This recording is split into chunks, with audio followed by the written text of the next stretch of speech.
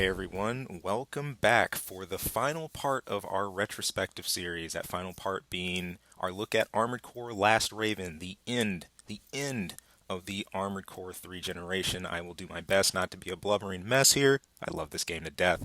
This is Zealous here, co-hosting with Tierson. What's up, everybody? We are on part five. Thank you for going down the rabbit hole with us on this one.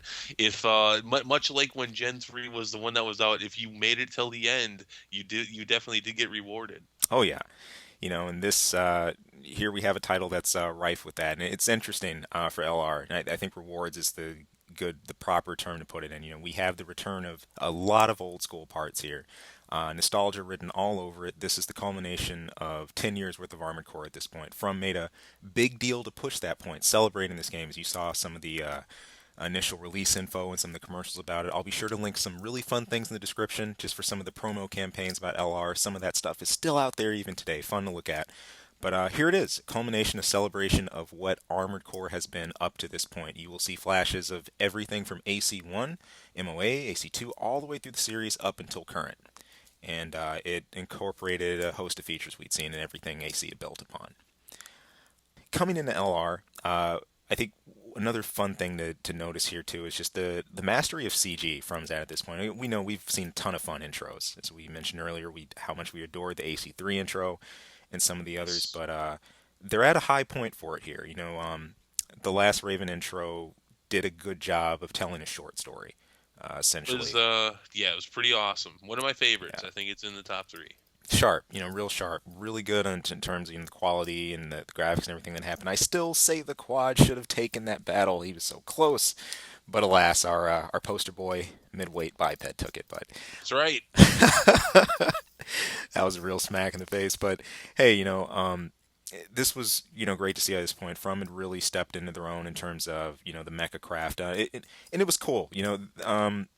One thing LR showed us, and this was even evident from the intro, was showing how common soldiers, right, or like troops, fit in next to ACs. A lot of fans had always asked at this point about how tall is an average person, to an armored core. Like, what's the rough height scale? Because we never really had human models or many human models running around in the series.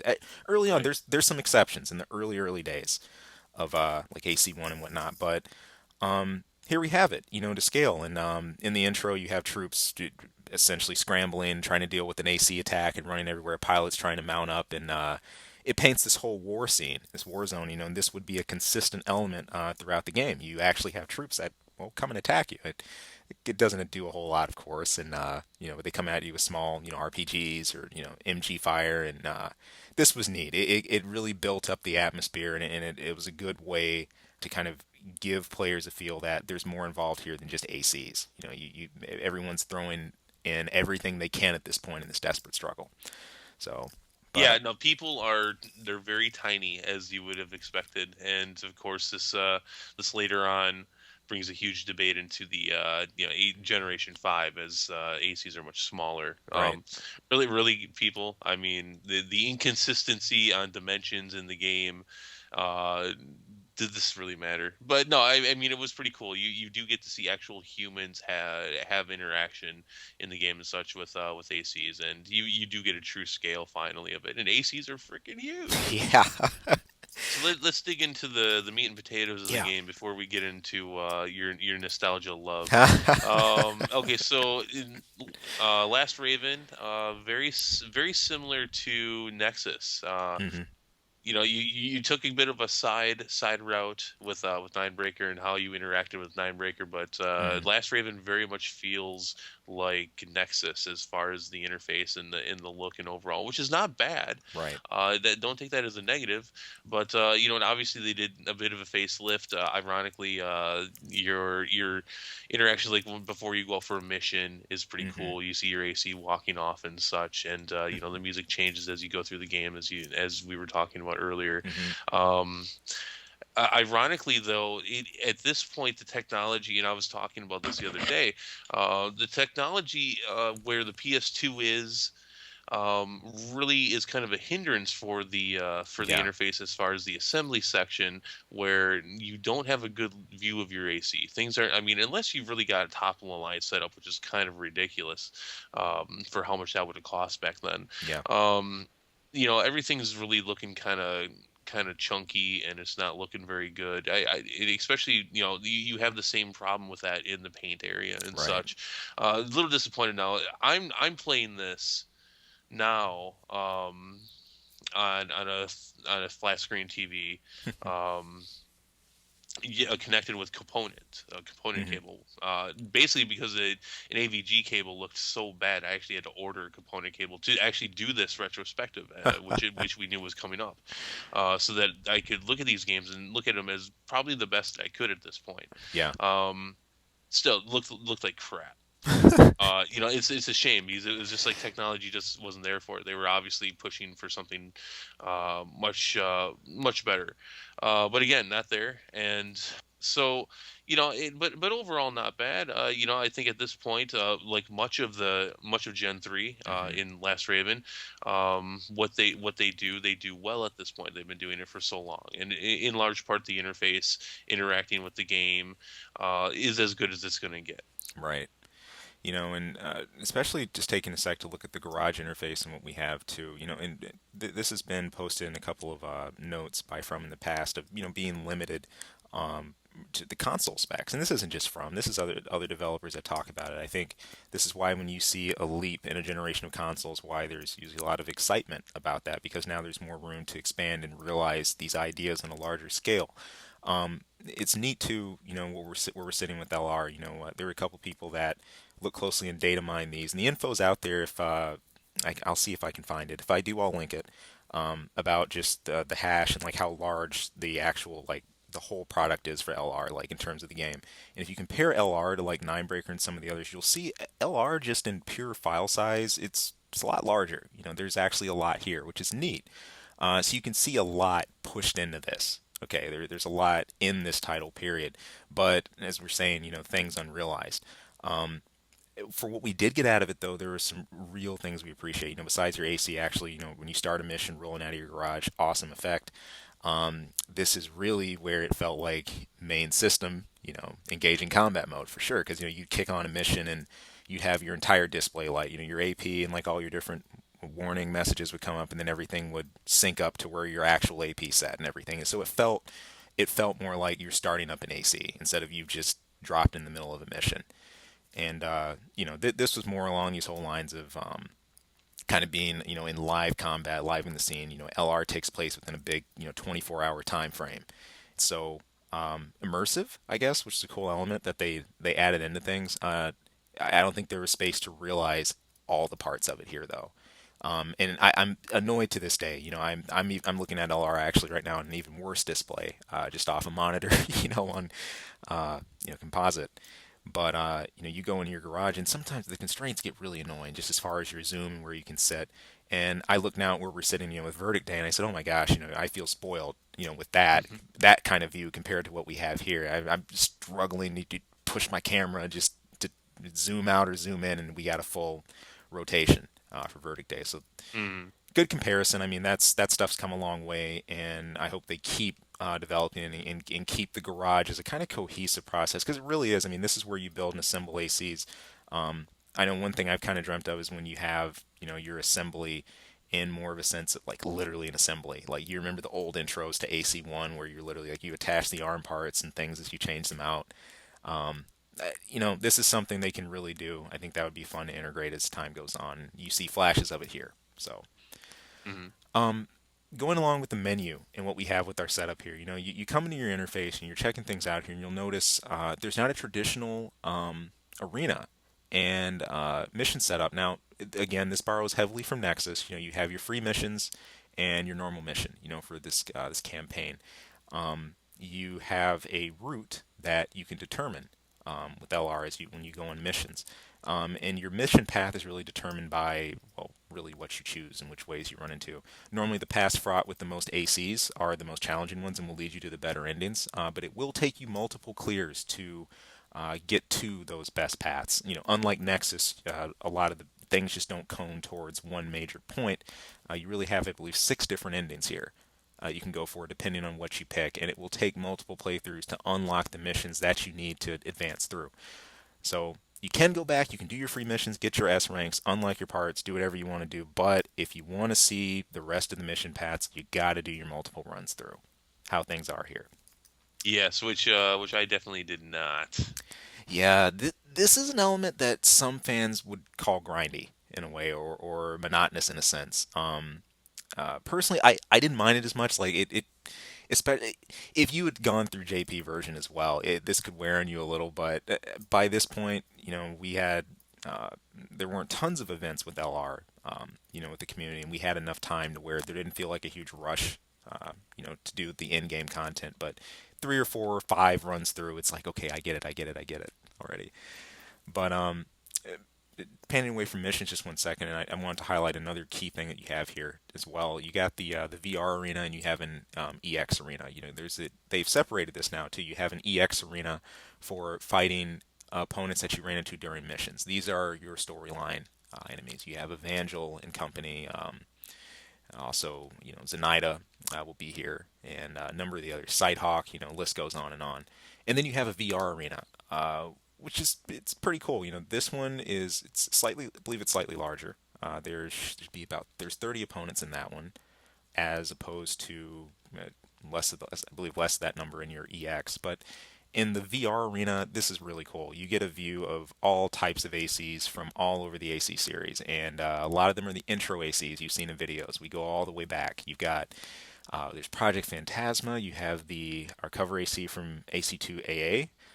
You've got the Blue Zeo from AC2 making an appearance, and list goes on, and a lot of these new parts have been brought back too. Real wacky names behind a lot of these, like the Blue Zeo, pilot name Flip Flop, AC name D Micron, weird stuff like that. But this was really cool to see, and every one of these really put a smile on my face playing through them. You can still get credits, by just going through them and beating them, and maybe Mm. unlocking some parts. But this was slick, a real throwback, and you can see written all over here that this is from's real sign off. On the what AC was up to this point. So Yep. I think as well at number 5, and he wasn't ranked 9. Wish he was. Of course, it wouldn't be complete without 9 Ball, right? We even have a visit from the Nine Breaker version of 9 Ball at rank 5, and an important thing to note here is in this arena, don't expect complete fairness. You will run into your op eye. It'll be there. This is the point in the series where the CPU just laughs at you. They will throw that all over your face, and there's little you can do about it to counter it using it yourself. So Mm. you really have to throw your own spin on it here. But yeah, op-eye, non-op-eye designs here. A lot of fun. You can get a lot of credits from this mode too, and it's just the arena's kind of moved to more of a side element here. It's the main progression and the main mission lines that really take precedence here. So, Right, yeah. I mean, Last Raven's all about its story. I mean, yep. obviously with all the multiple endings and putting so much emphasis on what path you take, and I mean, even after you've beaten the game, like you said, you got to go through again if you want to get Hmm. all the missions, and it's yeah. So it's definitely the emphasis, Yeah. a little bit too much. So it was a little disappointing to me. Hmm. I mean, because I get it.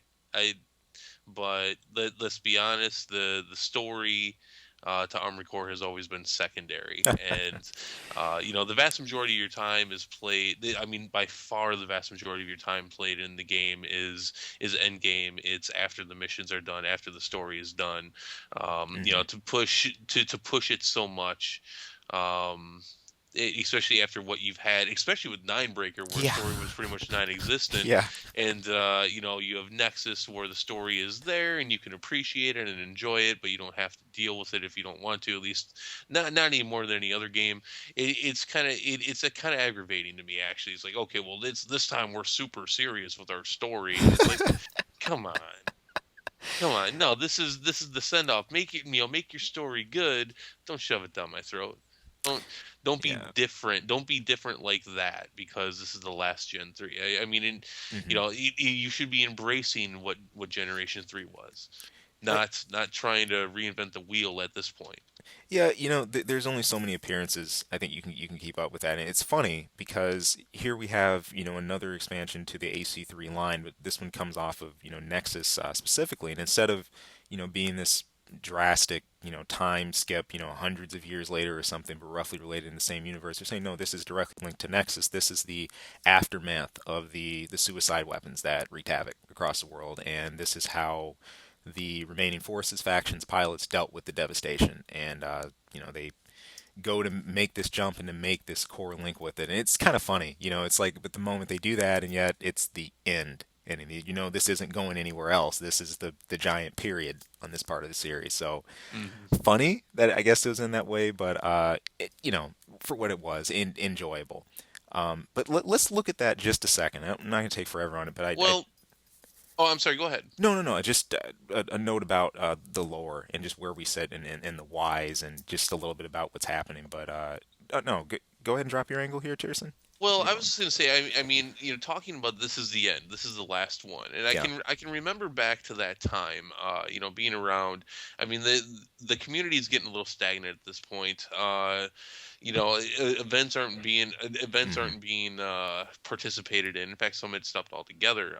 ACMM4, the last one was Ninebreaker, and actually, you had brought a Japanese copy of Last Raven to that.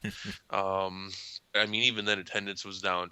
But I remember thinking back to then, if they would have, especially before Last Raven came out and discussing about this, we were told once again there will be no online play, Oh and yeah.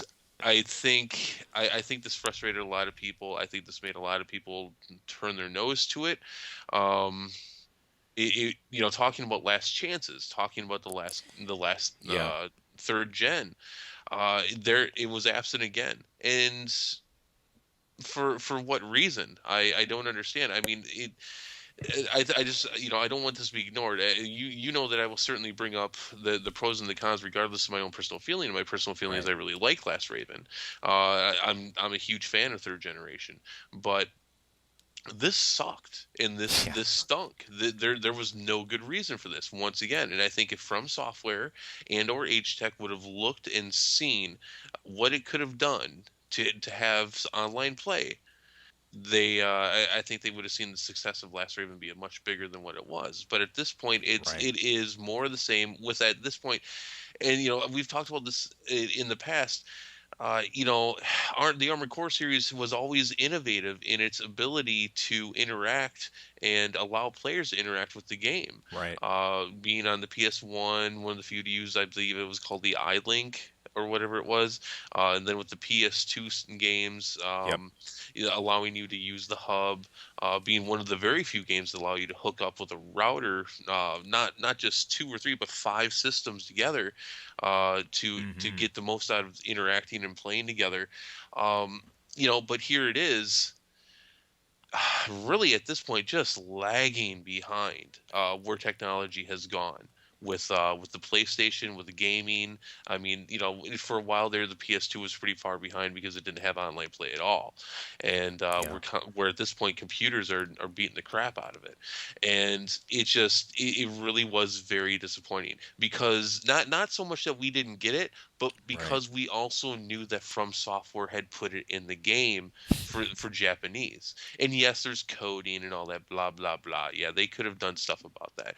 It was just laziness, and it really was a shame because they really did put together a very complete game in almost every aspect except for this. And And I think it would have revitalized what was a slumbering and annoyed community at that point. yeah, and it's a bit of a tease here too. Even in the English release, if you it's this is kind of funny. If you go into verses, one of the first things you'll notice is, you can do standalone, which is, your single console play, and then like iLink, the good old cables that we use, especially for LAN events.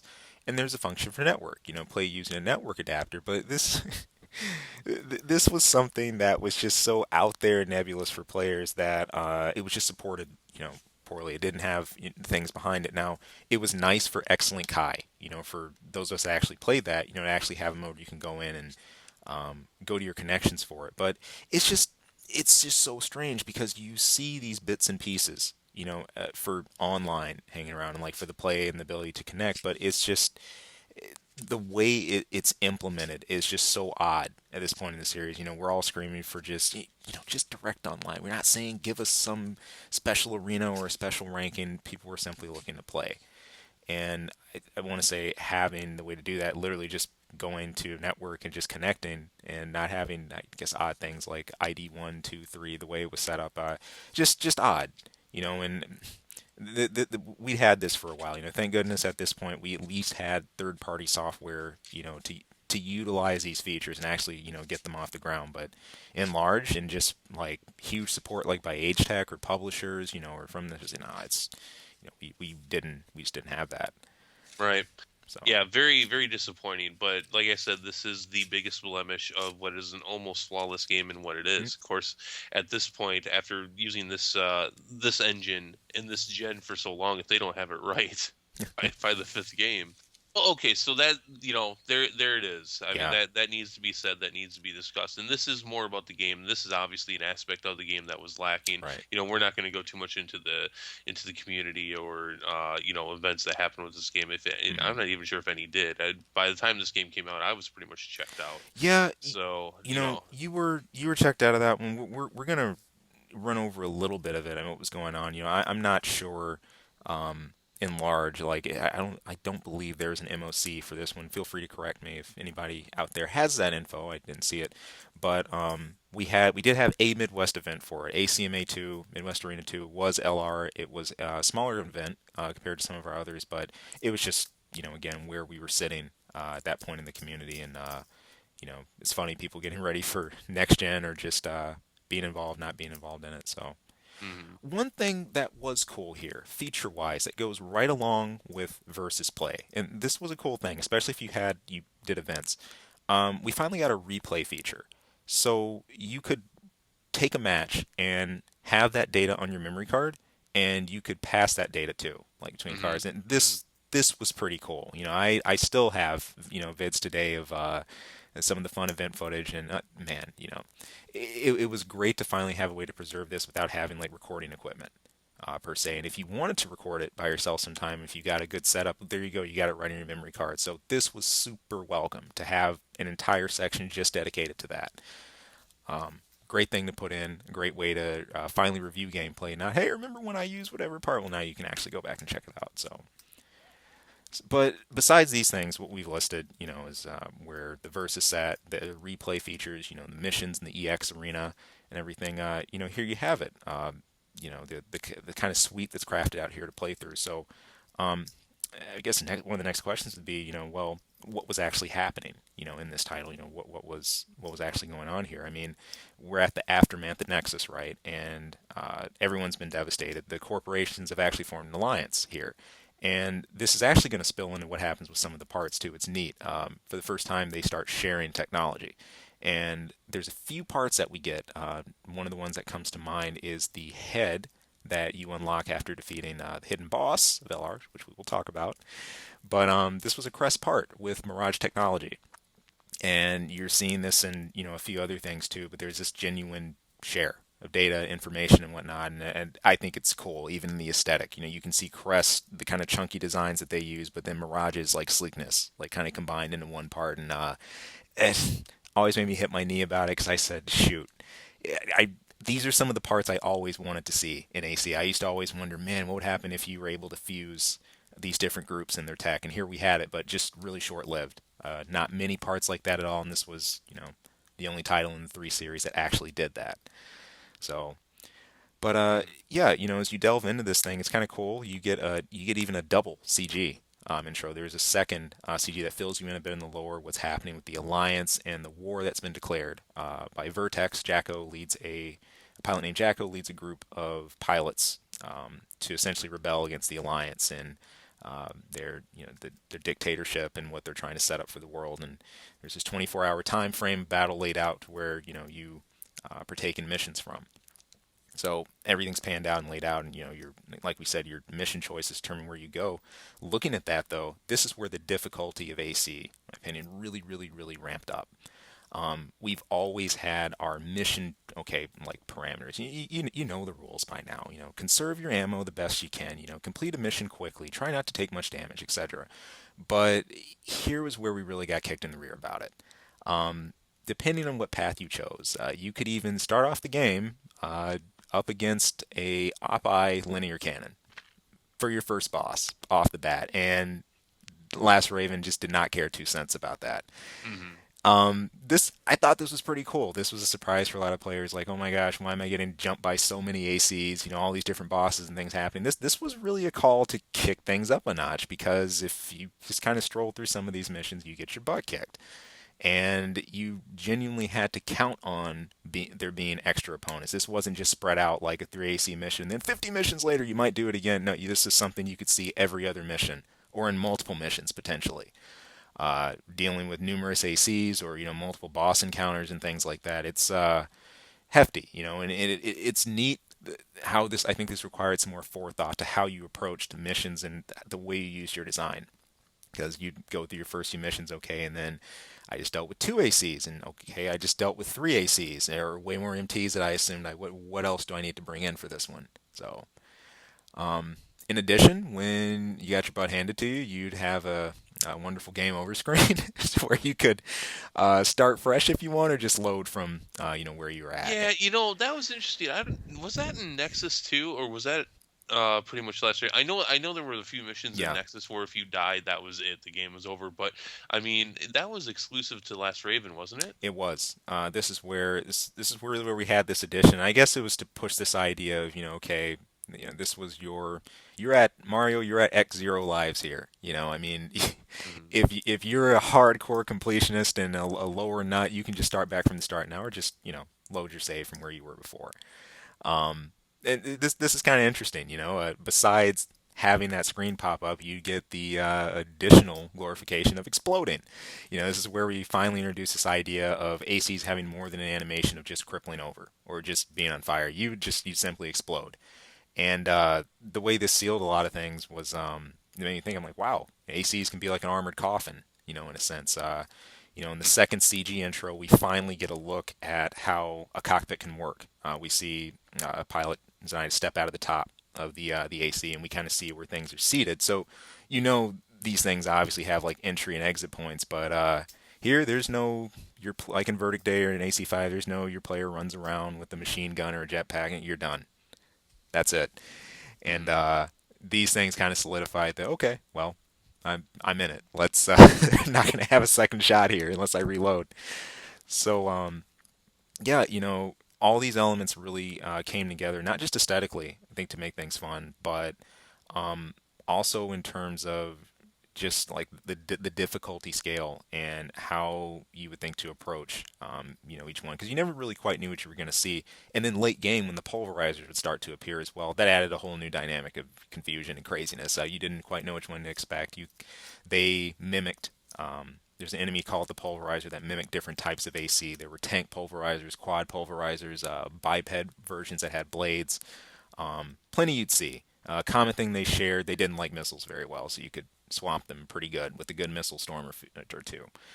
But as things would go on, these things would progress. They had an evolution in a sense, and by the time you reach the end, they combined elements from all the different pulverizers too. So there's a real build here. There's a constant ratcheting up of the difficulty, and you'll feel it as you advance through the game. I think regardless of what path you go through. But this is especially exemplified through some of the main lines. The one where you take on the super pulverizer, or the archangel pulverizer rather, and one of the endings. That one has a number of different pulverizers combined with it. Those of you who've played through this, I know you remember the final Zenaida mission. So many people complained about this one, just trying to take her out, just for how quick she was, all the op-eye abuse, all the crazy weapons she came at you with. It was all here, and it was cool to have, I think, those challenging missions and things that, kind of pushed you and, propelled you on. So, Yeah, uh, the learning curve and difficulty for Last Raven definitely was steeper than most. oh yeah, oh yeah.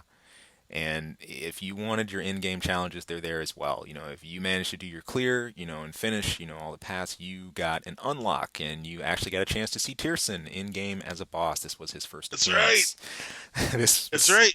a specific instance referring to is the Super Archangel Pulverizer. Those of you who have finished Last Raven have probably seen this. It's a blue-tinted version of the, looks like a skin change really, of the Archangel Pulverizer you saw in one of the earlier routes. And intense, pretty intense. You could down this pretty quick if you were handy with the parry blade, or if you wanted to use the bazooka strategy, the bazooka arms, the 8 shot. You could go in and just deal huge chunks of damage to it and take it. I was there, but Yes. this. Sorry, go ahead. No, no. I was just saying this was a blast to take on with your staple. I enjoyed pitting my staple design against this one occasionally for a good just bit of fun. So And please, if you have not bought a copy of Last Raven yet, please do, just so that I get royalties for every copy that's sold for them using my likeness. If you didn't know, my birth name on my birth certificate is Super Archangel Pulverizer. That is me. Yeah, so make sure to get that. So you get to see. Everyone else didn't get to play it, but online and stuff. But I got to take on everybody in the game. It was pretty awesome. there you have it. And Tierson also introduced us to one of our first, arguably the first, essentially unavoidable force damage attack that Of we had. course, I'm Uh, that good. I think it was nicknamed Core Raise. This was an interesting attack. It wasn't as much about how fast you were moving or how much armor you had. It was a storm of red lasers that would start assaulting your AC. And really, the best way to stop the assault was to get a good hit in, or just to get a good like punch of damage to make it go into its next formation. But that attack was probably the most annoying thing out of that battle. Regardless of where you were, what angle you were moving, how quick you were, where you were sitting, what stance they were going to get you regardless. And it really showed you in LR. It's about you're going to take damage in this game. You will not come out of perfect. It's that simple. Like the question is, do you have the firepower to get out of situations like that? Do you have the right maneuverability, or in some cases, armor to help push you through? All those things were there. There was, it wasn't always a perfect dance. It was fun. Well, okay, so let's get more into the meat and potatoes of the game. I mean, like most of the games, like most of the third gen, we were given new elements. Now you're talking about some parts and some Hmm. interesting integrations of parts and bringing back some old school stuff. Hmm. I think the biggest thing and what was teased about for years, frame part breaking Yes. finally makes its way into Armored Core, and I think this is the only time we ever see it, despite having what I think would be said is one of the hugest and longest teases ever. Definitely. It's funny. This was a feature that, again, for AC was here and gone. We finally had frame part breaking. There's this huge build up to that. There's some of the promotionals to it, and we'd seen the idea experimented with, in earlier Well, games in yeah, the I third mean, ever generation. since they even introduced third Exactly. gen Armored Core, before we even got our hands on it, the trailer for Yep. Armored Core 3, which came out long before the game did, is showing us frame breaking. There goes the guy's head, there goes his arm. It's like, it's so it's there, and Yep. obviously something, and we did talk about it in the AC3 retrospective that this was something that they intended to put in even that long ago. I don't know Hmm. what took them so long. I don't know what the issue was. I don't think it could. I don't think it needed the 6 or 7 years it took for them to finally put it into Gen 3. But yeah, it is finally here, and I mean we were talking about this a little bit before the show. I mean it's neat. Hmm. Um, Actually a little annoying more Yeah. more than anything, but it felt after all that build up, because I mean if you're a fan of Armored Core, you're playing Last Raven, Yeah. and you've known about the idea hinted of frame breaking for a very long time. I have to say, in all honesty, this is lackluster after all that. I mean, you're finally delivering on this, and it's like, what is it, two strikes and you're out kind of a thing. It's and it's very interesting, but there's also not a lot of control to it. And in fact, Hmm. if you can even think of control existing for it, it just wasn't. It was there, and it Right. just wasn't what in my opinion, it should have been. Right. It's when we finally get this feature introduced, but the questions as to, how to inflict it, or what specific part, do you want to inflict it on? The damage was locational, obviously, positional in a way, but it wasn't just controllable as in I'm going to lock onto your core, or I'm going to lock onto your arms, or I just choose to lock onto your legs. Like, well, no. Simply, the surfaces that the rounds would contact, at different angles. Like, I mean, a good way to put this, for example, if you directly hit the same flank of an AC, like say you're on the right side, and repeatedly hit the same arm with the blade, chances are you were going to take that. Okay, I mean that's a direct focus on it, but the rest was so odd. Like I think the most common breaks people would see were core. You're seeing core damage at least happen, and Which makes sense. It is the biggest part of your AC generally. So exactly, a number of rounds are going to impact you center mass. Sometimes you're at a different angle in the air, so something will impact into your leg more. And there were some certain part categories that had, I think, just really better braking potential than some others. I think linear rifles and linear cannons are a good example of that. see, I forget, was that a secret stat or was that actually listed in the game? Because each weapon did have a stat for how well it broke See, for it's parts. this is so cool. Like, well, I don't know if cool is the word for it, but this is part of like the ninja stats. This is back in the day where certain things we couldn't see, right? Like, there was not a stat for, hey, this has this much weapon breaking potential from this part. Like, you couldn't. It was really a trial and error. If anything, the way you saw this, it was the same story with weapon muzzle velocity here, right? You didn't have a stat for how fast, like, a round would go flying, or something like that here. And so, yeah, there were some things we were simply in the dark about, that we didn't know. And, a lot of these things were simply discovered by the community and by playing. And some were just judged by just evaluations and trials, targeting weapons against certain parts for amount of time. It's important to note that, like we said, the two strikes analogy earlier, you had two tiers of breakage. Under normal conditions, you were fine, your parts function normally. On a yellow break, and this would flash in the bottom right part of your screen, you'd see a small diagram of your AC, and it would highlight which part had been impacted. On a yellow, depending on where you hit, you would get significant, some reductions as to how things function. Like if your core went yellow, you'd get poor overboost performance or poor, like, core function, for example, and also, interfere with some of your defensive potential. Legs were a major break you could feel, even from the yellow state, because you immediately had a big impact to your mobility and your turning ability as well.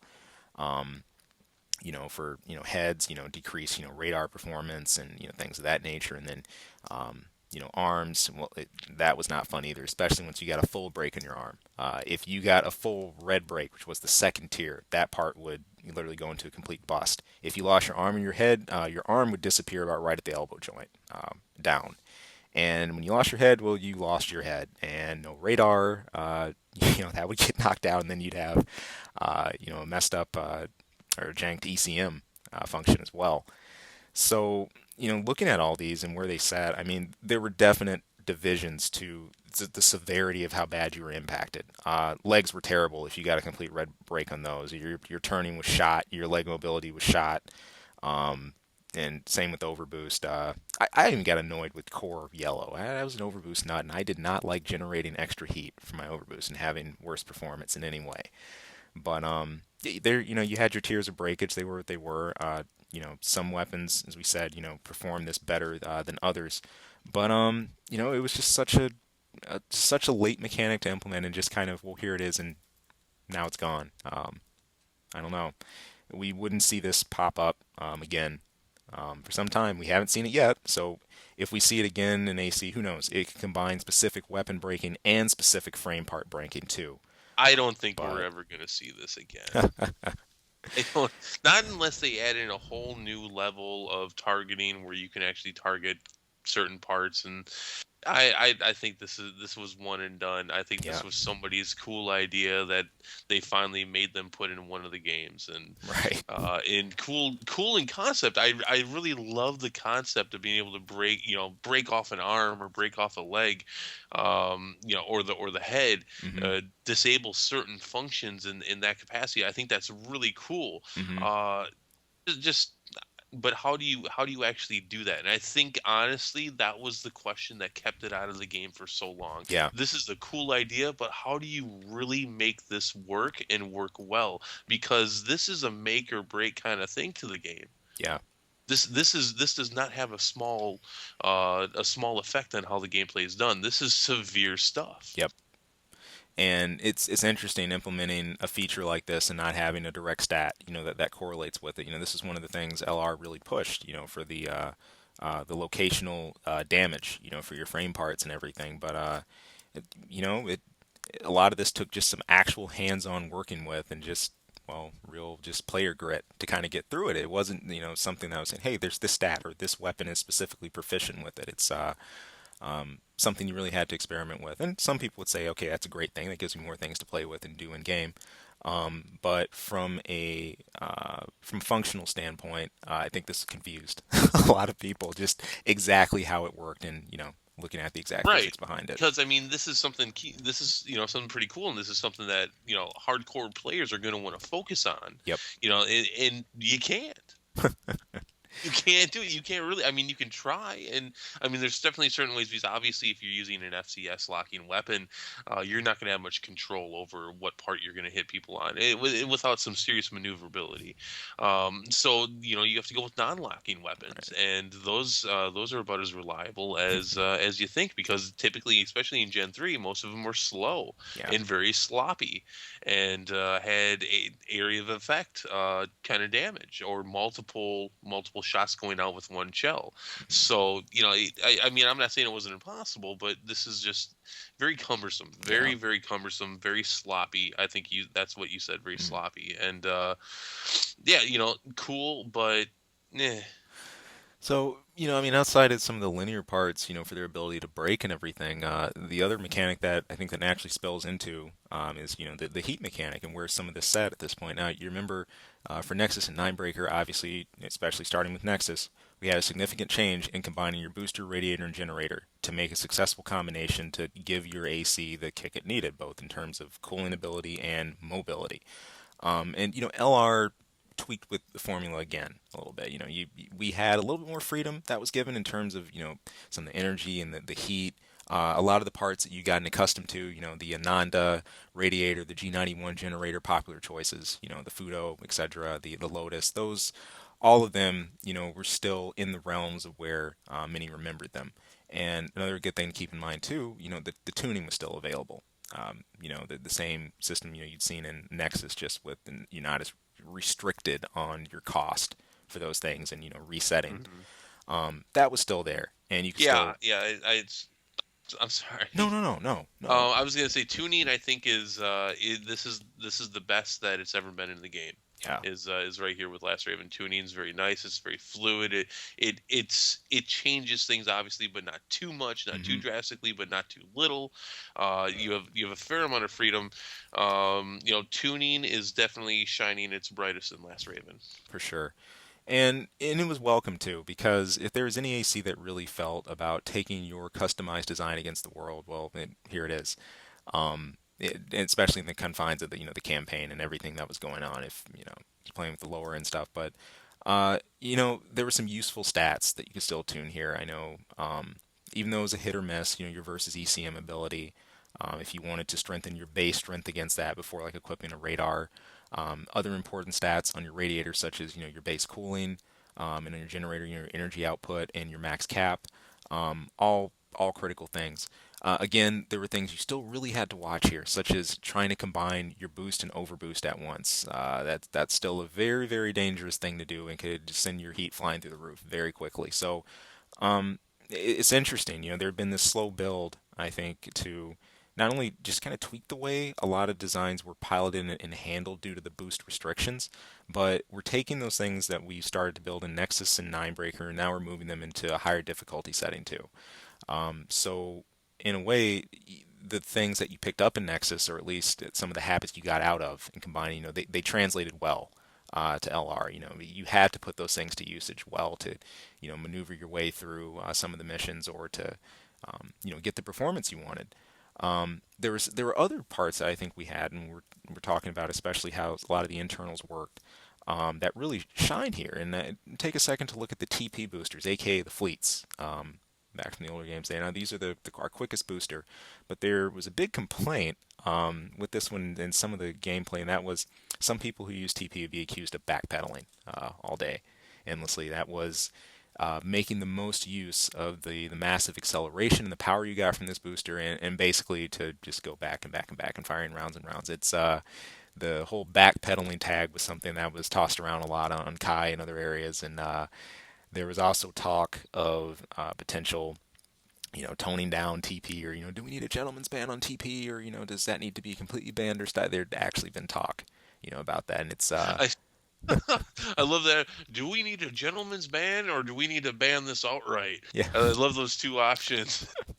There should be a third one in there. Just none. that you don't ban it. Yeah, exactly. But in this, it's funny. It's you had this part, and there were others that were tossed around, on the pile for potential just crazy ability and output. The Rock 4 Pulse handguns were something that were very powerful. One that had come under contention, but that people really ultimately didn't touch a whole lot was the handgun. Specifically, we're looking at the HP. This was a hangerable handgun that was really powerful. It really shined. Now it didn't have a huge ammo amount to it or anything, but it really packed a kick for what it did. And just interesting, we have hangers in full swing at this point. You got OB with hangers, cores that are just hanger functions in and of themselves. And all those things really came into play in LR because there were some really powerful hanger options. I know my staple AC, I made use of two hanger guns for my right. I ran a Sylph machine gun and behind Sylph HP. And they were legit choices and they worked for the context of what they were, especially being so light and having so little energy drain. I think these made these really powerful choices. So I guess it was kind of nice for once not to have to feel like, oh, well, I have to get X amount of weight allocated before I worry about my right hand. No, you could spend very little weight and still get a really good punch out of some of your arm weapons, which was welcome. I like the utility of the cores, especially on LR. As a giant fan, I saw in our podcast there we had someone mention the Nair core. I was a giant fan of what they did with the core in this game. How it evolved. It was the Nair back in AC3. It evolved to the UL here, and it was a lightweight Cresta, the lightweight OB hanger core with good optional slots as well as a missile interceptor on it. Utility everywhere. There you go. This core just fit. I adored it. It would be the main core that would sit in my staple design, and I just went from there. And I love the options. And I think this kind of speaks for LR as a whole. For frame parts, cores seem to be one of the more fleshed out things in this one. We had cores returning from some of the oldest AC games, and whatever you wanted to run, EO, functionless OB, you had more than enough options here to do so. And it was pretty fun being able to equip some of the oldies again. So um, as we come into some of the other parts too, and just looking at balancing a frame where some of the rest of the parts sat, like your arms and legs, a lot of these are still your standard fare you remembered from Nexus. The names didn't change, so if you need to locate something quickly, you could. Um, Other powerful arms that still stood out, like the Lemur 2, very strong, still maintain their strength coming in the last Raven. So there's a lot of familiarity here if you're looking at where to base your design coming out of Nexus and everything, despite some of the changes in what was available to you would still be there, like probably within a lot of the weight constraints you'd already set aside for yourself. So I had an absolute blast customizing this one. Had my second favorite version, I think of my staple series ever on this, and yeah, your garage could hold up to five. I have that right. You could hold five designs, five ACs. It was kind of strange how you made your select in your update, and from your garage menu, you just had to press square, and it was the option was relegated to a really small corner of your screen, kind of up in the top. Just press square for AC select. Mm. But hey, at least it was there. The menu for it itself. You don't expect anything fancy for rotations or ACs going in platforms. You just kind of switched out to your design, and if you wanted to do the platform view, you could. Um, come out of your actual assembly screen and then fully see it. Don't forget to check out the design contest that we had. I think TM captured some really high quality screenshots of the designs that we're using. So if you want to get an idea of how these designs looked in the LR Garage, if you haven't seen them yet, that would be a really good thread to check out. I'll throw a link to that because I'm trying to link that competition anyway. But just check out the AC3 through LR generation, and those shots will be there if you're curious, just for how some of this stuff got framed up. So. Did you just go full circle with this, sir? I may just have. I I may think have. I think you did. I'm not really sure how much more there is to say about this. Yeah, LR, just overall sentiment about it. This is one that I dearly miss. I feel that as a game, as an AC game, it did not get the proper time for exposure in the community. And there was, people were tapering off at this point. There was a change that was starting to happen. We were going into next gen, and the great division of 360 and PS3 was going to happen. But this is one I really wanted to see the community interact more with. I wish I had some more shelf life to it. I uh, personally got to see one event for it. I made sure to pick up the Japanese version for it and have a good season on Excellent Kai with that.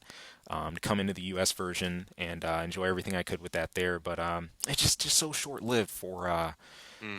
what was really the big dramatic conclusion to the end of the AC3 era and the end of really the PlayStation 1, PlayStation 2 Armored Core. Our next step into AC4 was going to totally turn, Oh boy. was going to completely turn these things on their heads for how. On their heads, you are way too modest and nice about this. Next Gen Armored Core would just take a huge dump all over everyone and everything, And all in the name of white glam. if you want to point to a great destruction, well, here comes a Oh my cataclysm god. on the way, and Well, yeah, I got out of the AC scene for other reasons, but mhm. we've discussed this. I saw this coming, and I tried telling everybody. Yep, the end is nigh. But here it was. And this would be our last jump into it. Ironically, last note here, the Super Archangel Pulverizer, the hidden boss of Last Raven, did have a few hints, a few mild hints of the upcoming Armored Core 4. It utilized a shield that made it impervious to damage at one point in the battle, and it shot these really large energy rounds at you. Small hint, in my opinion, at Kojima, energy in Kojima fields. It had a very erratic pattern of movement, the way it would dash, which seemed to mimic Quick Boost, some of the aerial movement, and just what this thing could pull. It's basically infinite flight, sustainability. You were in a kind of small arena when you fought the thing, but there were tiny little subtle hints, very very subtle hints, and soon we'd see the announcement about Project Force, which was actually Armored Core 4, which is still beyond me why it did not stay as Project Force and Armored Core. Project Force. And Armored Core didn't just stay its own entity. That's still beyond me. Well, I don't know, but well, let's take this back to Gen 3 though. yeah, Okay, so I mean, this is the last one. All right, we've come full circle on this. We've gone from start to finish. yep. Obviously, we know which one was your favorite of the five, hmm and for the reasons that you said. I mean, is there anything that you want to say at this point on Gen 3? Is there anything that you really just want to emphasize? That From could, and we talked about this in our SL show, take a close look at what made the specific games out of Gen 3 successful as they were, such as, SL Original AC3, and try to not just, give us, oh, AC3 version point 2, but to expand and to really take those factors in mind. And hopefully, we see um, some good ideas implemented for future ACs and other things that happen with it. So, um, that's all, man. This was really hard to see this go. Dearly miss LR, but still looking ahead. Still want to be optimistic about AC. Its future, what it can become, and everything. And that's the best you can do, man. This was what it was, but hey, we got to move on. So, Right. For me, I mean, and I think it was pretty clear if you listen to this entire series. yep. Last Raven, I think I'm coming from a more of an average perspective on this. hmm I enjoy Last Raven for what it is. It's good, but I think Silent Line's got it. Silent Line obviously was my favorite game, and it still is to this date. There was something about it, just the innovations that came with Silent Line, and just yeah. how it felt and how it played, and where the community was. I mean, this is why it's called the golden era, because especially Silent Line and Nexus, but even more so Silent Line, Yeah. there it was. And even though we didn't have online play, we had everything else, and it Yep. was good. The shame of it is, like I spoke about here a little bit, from has their first big failing here. Mm. If they would have had online play for the U.S., to this day, the spectrum of Armored Core, of the community, all of it, everything. It's like Yeah. it's like we're in a bizarro world from Nexus on, where it should have been something completely different. They had the momentum, and everything was ripe hmm and ready for the picking for online play for the U.S. base, Yep. and instead we didn't get it in Nexus, and then we didn't get a Ninebreaker, and we could have sworn we were going to get a Nine. This is all about versus. Yep. This game as well versus how do you not add that in at that point? And we didn't get it, and we didn't get it for Last Raven. And as time goes on with this, the community becomes more and more frustrated, Yeah. and they get not just with the game because they enjoy the game, but Mhm. this is an element that is at this point in gaming is just skyrocketing online play. And for a company that it was as innovative as it was to not add it into this point, Yeah. I'm pretty sure. And the history from software and Armored Core is still being written from when it started to it being done for both the company and the series. But I have no doubt when people look at as the series as a whole and the company as a whole, this will be one of the biggest blunders, if not the biggest blunder ever made for the series. And it's a shame because it happens in the golden era of Armored Core. It does. I mean, what a time for it to occur. I think the page can, be taken from, or at least observed from the fighting game crowd here. And this is what's so interesting about this. You look at the Evo events and, SF4 and other things. Like, it's hilarious. Like Street Fighter 3 Third Strike, Turbo, all these things, like the old, quote unquote, old vintage games, those are still played. And they actually have like a legit following, and they are actually pushed at events. Like they will have their own side events for these games still. The Counter Strike, I mean, the late '90s, for goodness sake, the base of that game is still like a very, very popular, like for tournament play. I mean, CS featured one of the biggest like prize purses, I believe, you had for games at that time. And you look at some of these other communities, right, and some of these other games where those vintage or like older titles still have ground.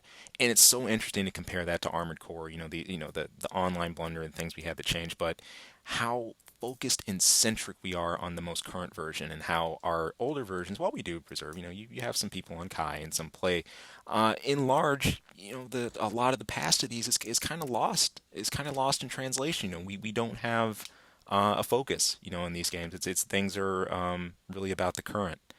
And I part of me says there's a chunk of history, I think, being lost there too. And I know, well, one thing for implementation, the lack of early online, but also not re-pushing these things, or having them return in some function or another for us to play, like they are in their own zone on PlayStation 2. Or I talked about this a bit in the Nexus review. I am surprised, and I'm gonna probably get death threats for this. I'm surprised how much Nexus plays like Five and VD. hmm, I did not make that relation until obviously of having played Five and VD, and for the majority of the last, I guess we're almost going on 2 years now. yeah, And just seeing the shift from Silent Line to Nexus and the differences, and I think it's not even so much how they actually play as much as the emphasis that was put on the mechanics in Nexus, very similar to the emphasis of mechanics that are made in Five and Verdict Day. Um, I thought it was uncanny. yeah, From heat to grounding us to how some of the interface works to just a lot of it. I say it a lot better in the Nexus review. I think because I point to several aspects of the right, games that are very similar to Five in Gen 5. Um, Very very shocking and very very ironic because a lot of the people that hate Gen 5 love Gen 3. And there are similarities here, and this is where I'm saying I'm going to get death threats. I'm going to get neat. flamed for this. And I guess for all I have to say, because I'm pretty sure anybody who knows of the podcast and is a Gen 3 purist or a retro purist, guys, if you like Gen 3, you really need to give 5 and Verdict Day another shot because, Please do. yeah, if you're going Nexus Plus and saying that these are good games, I don't know how you come out of that and say that you don't like Armored Core 5. I really don't. And please, honestly, please explain that to me. How you like these games but you don't like 5. Good talking point, I think, for the thread especially. I'd love to hear perspectives. I mean, hey, thanks. You just made a great segue.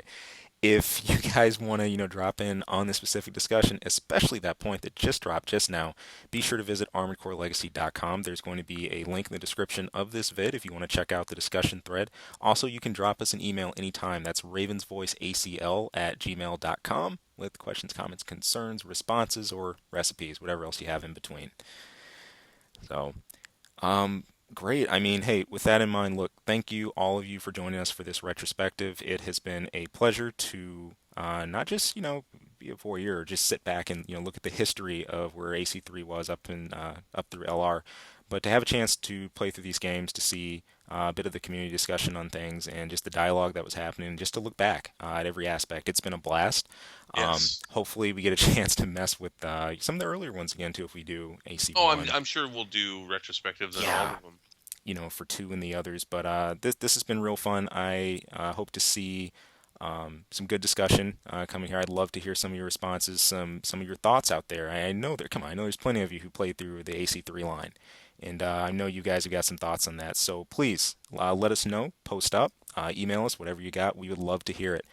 But until then, we will be catching you for next time for next show that will be here, same place. Sure to drop by. So with that, that is Zealous out of here, and I believe Tierson, I believe you No, are I'm too. gonna, I'm gonna hang around. I'm gonna hang All right, around all a right. little Hey, bit. No, no, enjoy the no, yeah, scenery a yeah. bit. That's it. That's a wrap. Uh, I mean, this has been a lot of fun doing this, but yeah, kind of like Gen 3. Boy, it feels like it's dragging at the end, doesn't it? it does. Wow. In a lot of ways, again, we see how old the three engine is as we hit LR. That these parts have been burned into our minds at this point, just especially with the aesthetic look and everything. And here it is, the last period in the capitalizing chapter, in what it's been 10 years of AC, what it's been up to that point. So we'll be looking down the road. We'll see what from brings us, what they'll borrow from the past, what they will and will not use, and time will tell. Yeah, see you guys later. Thanks for listening into our retrospective. And, well, from when you guys will listen to this, next week we'll be back. Yes. And there will be some changes. I hope you guys like them, and we'll want your opinions on them. But until then, yeah, so we'll talk to you later.